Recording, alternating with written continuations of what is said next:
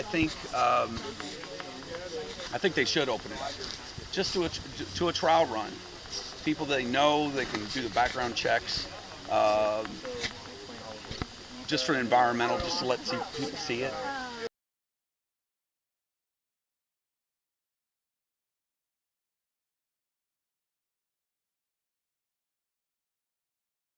If I own a business and I'm near Fort Knox, well, why should I advocate for these paddlers to come here? Well, you own a restaurant and they're going to stop there. You own a gas station, they might stop for gas. You know, it'll be more tourism, dollars, in addition to getting people out and utilizing this land.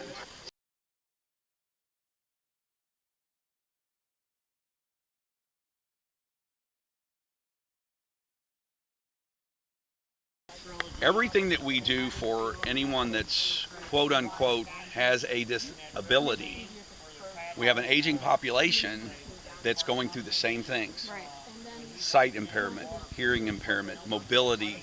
Everything we do, we have a huge segment of baby boomers that are getting older. So it's not just wounded warriors, it's a huge section of the population.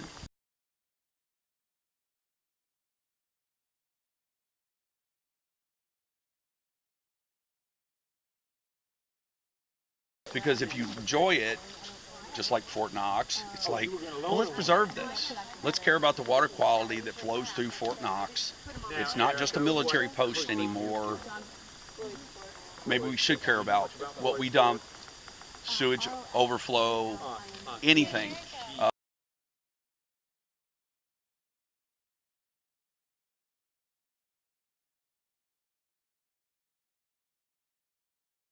People remember when you were a kid and you went to the creek and you saw the frogs and the fish and the turtles and everything.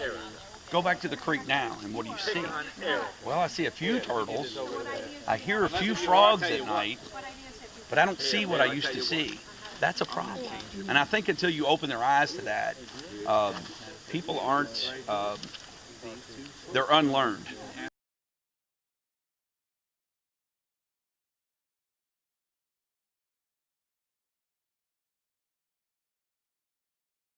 I actually saw an advertisement for Kentucky Waterways Alliance has a Wild and Scenic Film Festival every year. And I thought, you know, problems are monumental. They're monumental, and people like me, I always felt like I can't cure the evils of the world. I can't clean up the whole world.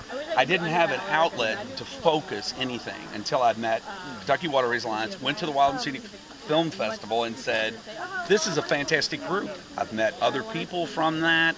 It was just a good starting point for me because they work on water quality issues in the state of Kentucky, a 501c3 nonprofit in the state of Kentucky. And everybody that knows everybody in KWA knows David Wicks. They know the Salt River Watershed Watch. They know Sierra Club. They're all interconnected, but they all work together at the same time. So KWA is what really got me started and motivated me to, hey, let's get out, you know, and do that. They showed me Salt River Watershed Watch. Wow, I can do this. I'm not a chemistry, biology major. I'm training and development major. So I'm thinking this science is over my head. No, it's not. No, it's not. It's very doable. It's very doable. But they're a wonderful group and you can always find another group from that group that you can focus on and you can see results and it's achievable. You know, to say I'm going to clean up the world is self-defeating. I sit and say, well, okay, where do I start? I'm going to clean up the whole world. I can't do that. I can't clean up the whole ocean, but I can work on Heritage Creek. Yeah.